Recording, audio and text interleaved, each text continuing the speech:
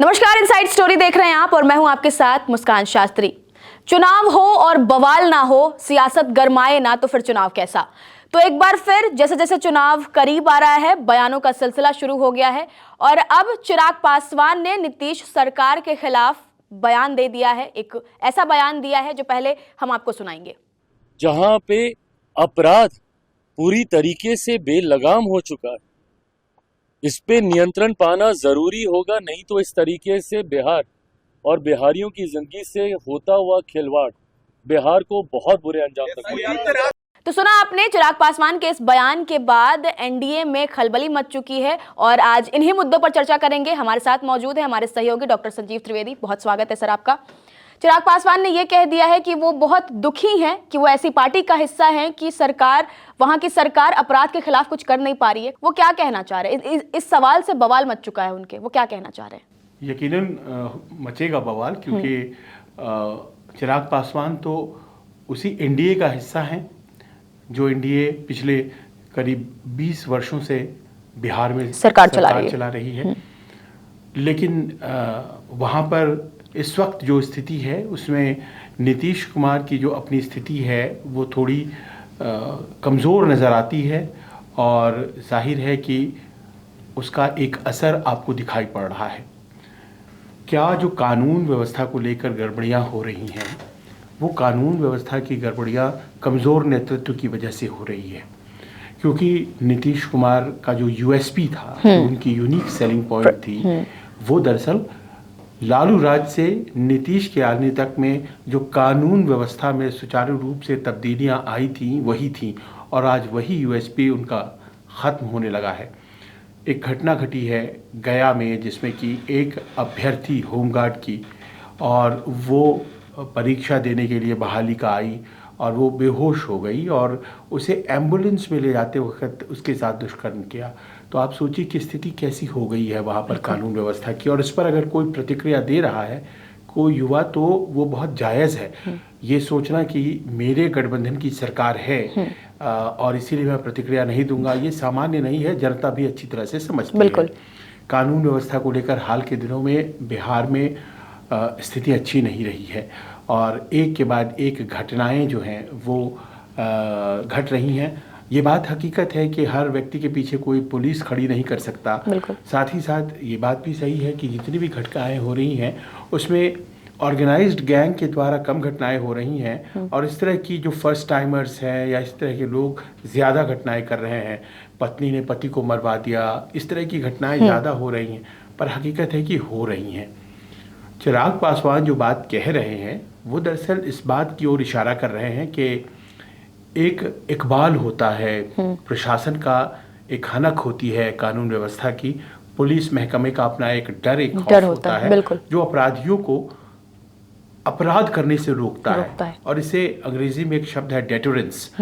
वो डेटरेंस उसे डिटर करता है, जो चीज़ रोकती है उसे कि अगर मैं ऐसा करूंगा तो मैं बुरा फंसूंगा।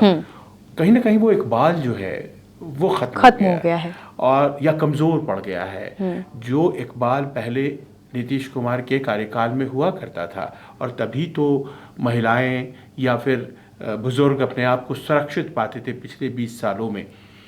अब देखिए, ये तो एक सामाजिक पृष्ठभूमि हो गई पूरी घटना। अब जो राजनीतिक पहलू है वो ये है कि पिछले बार जब चुनाव के नतीजे आए तो आपने देखा होगा कि कैसे मात्र कुछ हजार वोट, और अगर मैं गलत नहीं हूं तो मात्र 12,000 वोटों के अंतर से सरकार बना पाई थी एनडीए। मात्र 12,000। दोनों का जो मत प्रतिशत था 37.2, और उसमें थोड़ा सा इजाफा था एनडीए का, थोड़ा सा ही ज़्यादा वोट था एनडीए के पास। तो आप ये सोचिए कि महागठबंधन के पास भी करीब करीब उतने वोट थे जिसके दम पर वो सरकार बना सकते थे। मात्र कहते हैं कि 12 सीटों का ही फासला था और इतने कम मार्जिन से सरकार चली है। अब ऐसे में जबकि आप दोबारा से चुनाव में जा रहे हैं और जो लोग हार जाते हैं वो हमेशा कमान कसे रहते हैं कि इस बार तो जीत जाना है, हम तो करीब करीब पहुंच गए थे, अब तो हमें हरा ही देना है। उन्हें अपने लूपहोल्स पता लग जाते हैं। बिल्कुल, और उन्हें अंदाजा है कि इतने वोट तो हमारे हैं ही, और कुछ नए वोट्स भी हमने जोड़ लिए हैं। मुकेश सहनी नहीं थे हमारे साथ, अब वो आ गए हैं और भी लोग आ गए हैं। तो हम तो इस बार कड़ी टक्कर देने जा रहे हैं।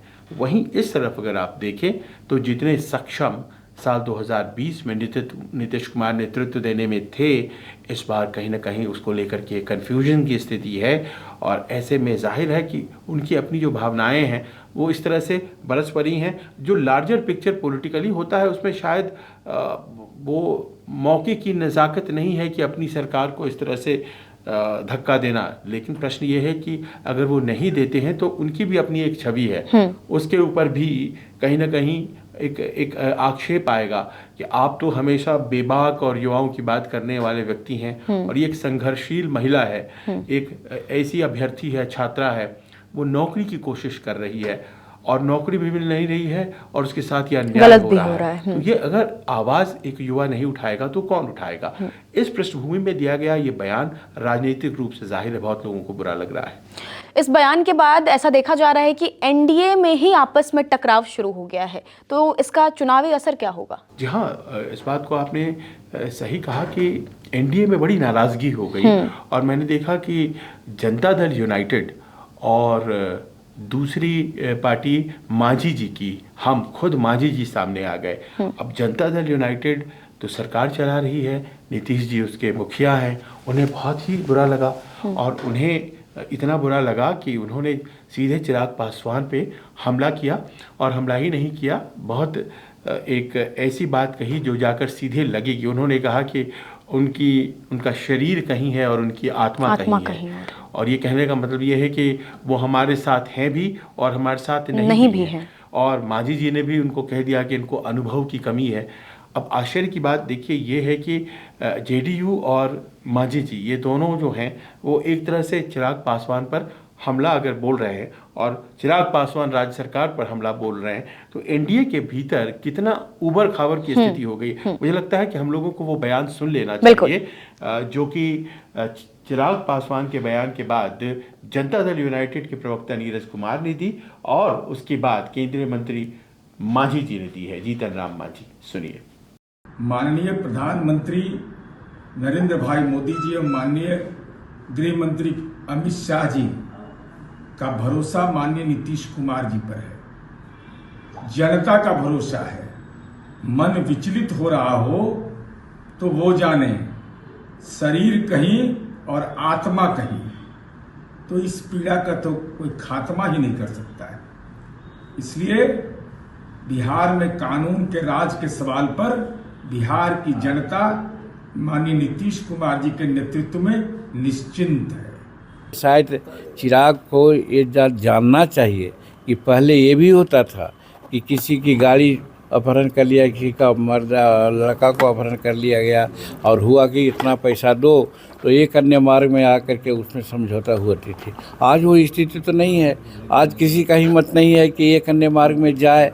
तो इसलिए उनको मालूम नहीं है चिराग पासवान जी को, इसलिए वो ऐसा बोल रहे हैं क्योंकि उन्होंने देखा नहीं है। इन बयानों से बड़ा स्पष्ट हो जाता है कि एनडीए के भीतर सब कुछ सही नहीं है। बिल्कुल।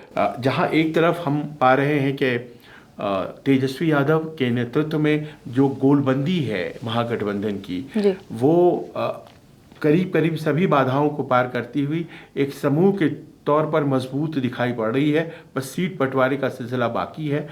वहीं दूसरी तरफ एनडीए के भीतर ये आपसी एक टकराव है, और वो टकराव क्या है? वो बहुत ही बारीक एक बात है जिसको सब समझ रहे हैं, कहना कोई नहीं चाह रहा है कि क्या नेतृत्व नीतीश जी को देकर उनके चेहरे के दम पर ये चुनाव लड़ा जा सकता है और क्या चुनाव जीता जा सकता है। 2020 में भी ऐसा देखा गया था, एलजेपी वर्सेस जेडीयू, और एक बार फिर चिराग पासवान मुद्दों को लेकर उठ रहे हैं। देखा तो यही जा रहा है कि वो असली मुद्दों को उठा रहे हैं, पर कहीं ना कहीं सरकार पर भी धावा बोल रहे हैं। तो क्या एक बार फिर जेडीयू वर्सेस एलजेपी होने वाला 2025 में भी?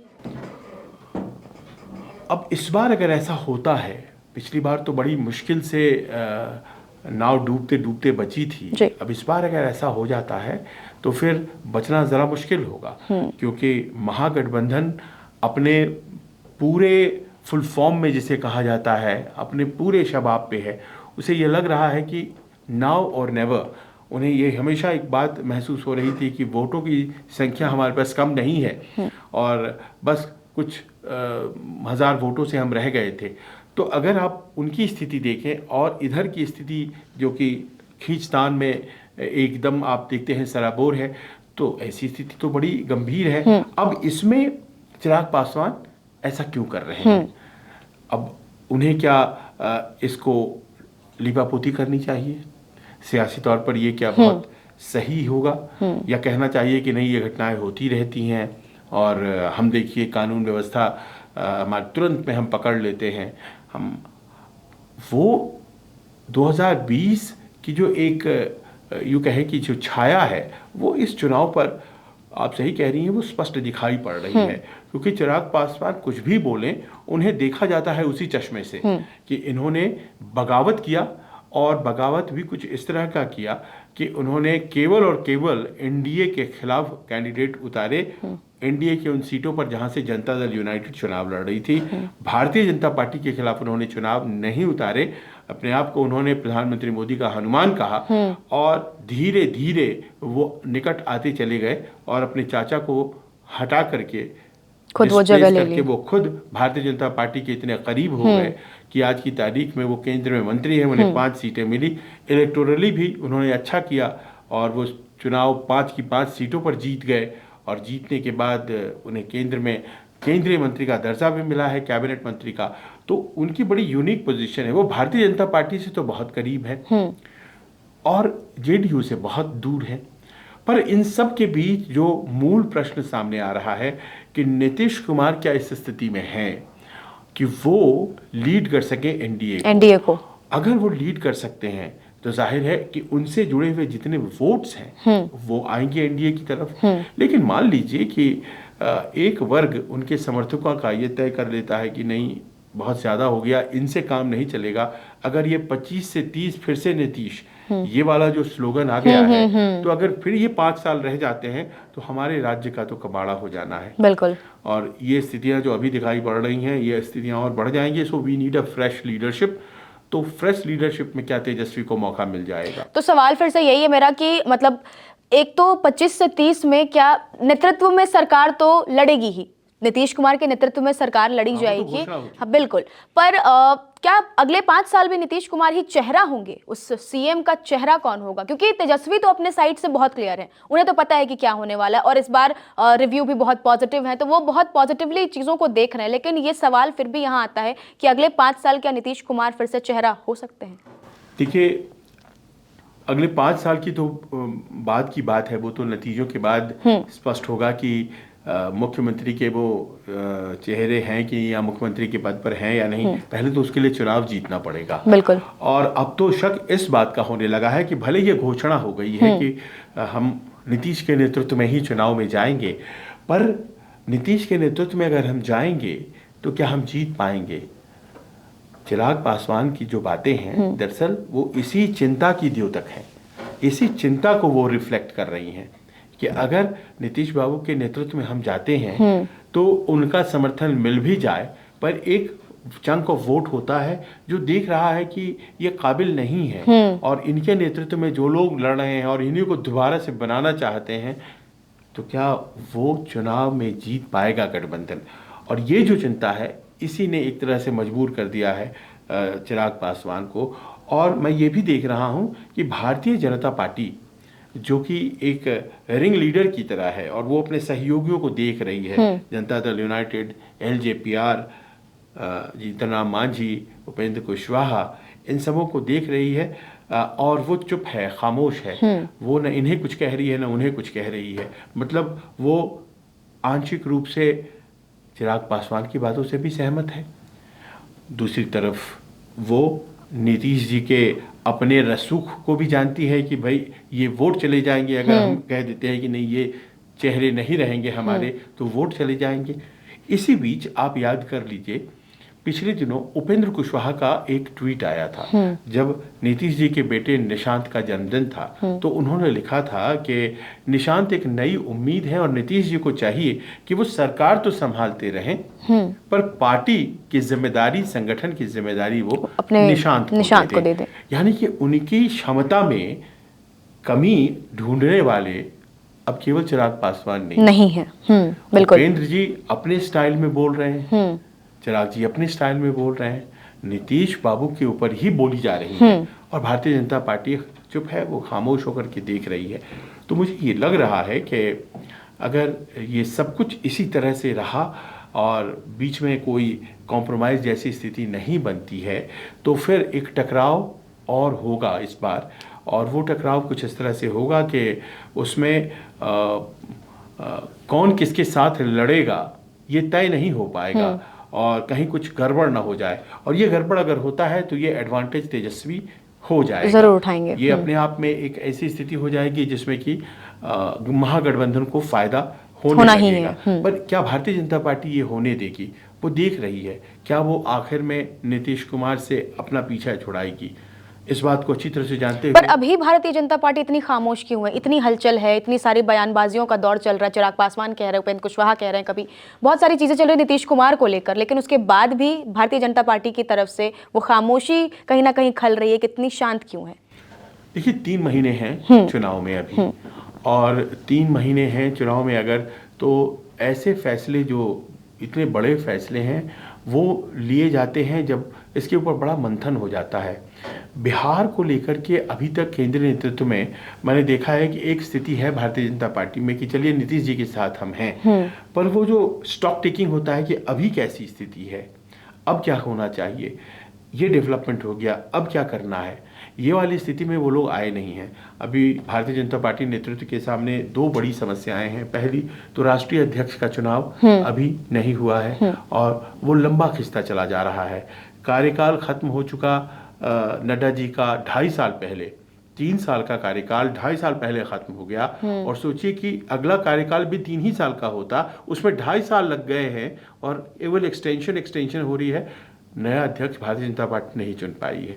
और अब दूसरी समस्या वाइस प्रेसिडेंट का पद, बिल्कुल वो भी खाली हो गया है और उसे भी भरना है। एक उतनी बड़ी नहीं लेकिन उतनी ही संजीदा समस्या है, उत्तर प्रदेश में किसको प्रदेश अध्यक्ष बनाया जाए। तो ऐसी समस्याओं से 2-4 है जो कि एकदम इमीडिएट है। संभवतः इसके बाद बिहार में जो चल रहा है, और बिहार में एनडीए की स्थिति बहुत अच्छी नहीं कही जाएगी जब इस तरह की टूट फूट की स्थिति हो रही है।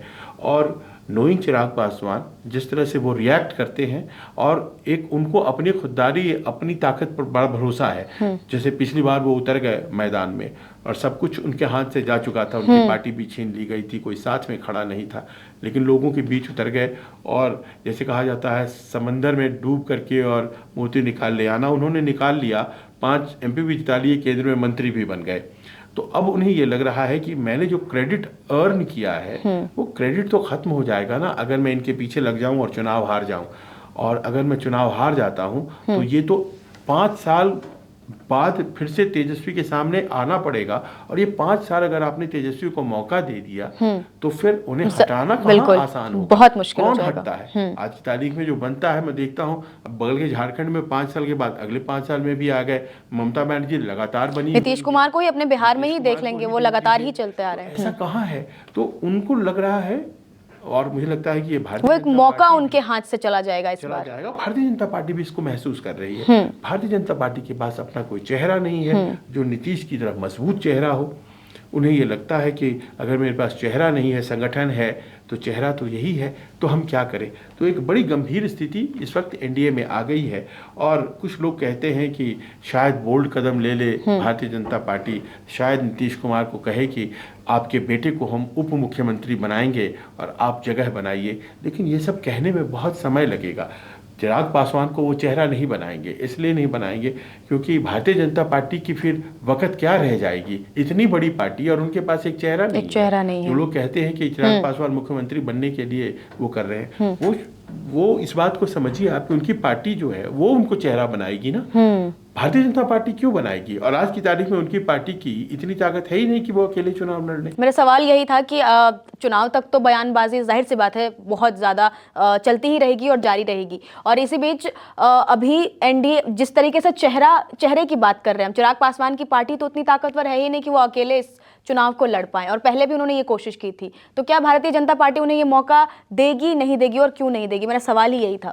यकीनन आप जो कह रही है बिल्कुल नहीं देगी। जैसा मैंने कहा, वो 20 साल से एक एक व्यक्ति को जिससे उसने 2005 में बनाया था, वो उनके साथ चलती आ रही है मजबूरी बस। उनकी अपनी नेतृत्व जो है उस तरह से डेवलप नहीं हो पाई और 20 साल उन्होंने एक तरह से कहें कि झेला है। कब जब मन करता है नीतीश जी क्रॉस कर जाते हैं, जब मन करता है वापस चले जाते हैं। एक बार उन्होंने मोदी जी को साल 2014 के चुनाव में छोड़ दिया, नहीं हम इनके साथ नहीं रहेंगे। तो इस तरह की स्थिति वो बार बार करते रहे हैं नीतीश जी, फिर भी उनको झेला जा रहा है क्योंकि उनके पास अपना ऑल्टरनेटिव लीडरशिप आया नहीं।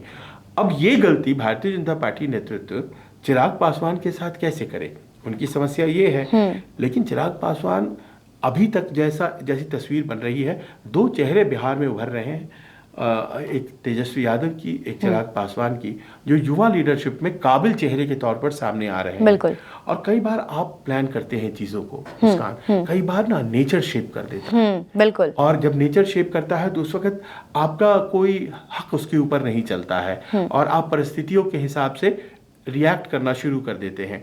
तो कहीं ऐसा ना हो कि आने वाले दिनों में वो जो एक कहते हैं कि नेचुरल जस्टिस वो हो। बहुत से लोगों को लगता है कि इस तरफ से सबसे बेहतर चेहरा चिराग पासवान हो। तो ये ऐसे भी देखा जा सकता है कि चिराग वर्सेस तेजस्वी यादव भी ये चुनाव मोड़ ले सकता है अगर सीएम चेहरे की बात करें तो। मैं इसे अभी तुरंत होता हुआ नहीं देख पाता हूँ, हो सकता है भविष्य में इस तरह की स्थिति बने। क्योंकि विचारधारा की बात करें सर तो युवाओं की बातें करते हैं, दोनों आज के टाइम की बात करते हैं, प्रॉब्लम्स पे बात करते हैं, गरीबी हो, पढ़ाई हो, लड़कियों को लेकर हो, सारी चीजों को लेकर बात करते हैं। तो एक विजन तो दिखता है ना, जनता को भी विजन तो दिखती है। बेस भी तो होना चाहिए ना। तेजस्वी यादव के पास जो सपोर्ट बेस है वैसा सपोर्ट बेस अभी इस वक्त चिराग के पास नहीं है।